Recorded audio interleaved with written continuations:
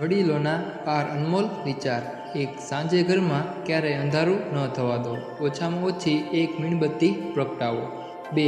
જે લોકોના માતા પિતા જીવિત છે તેમણે દક્ષિણ દિશા તરફ મુખ રાખીને ભોજન ન કરવું જોઈએ।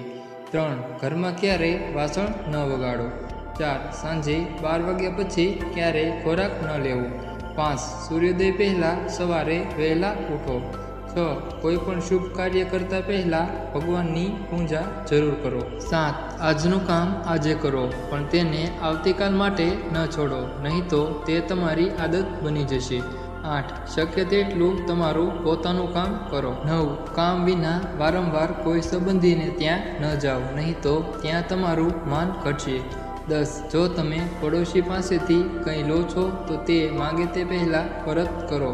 11. જો તમે કોઈની જગ્યાએથી વાસણ લાવો છો તો પરત કરતી વખતે ખાલી વાસણો ન આપો।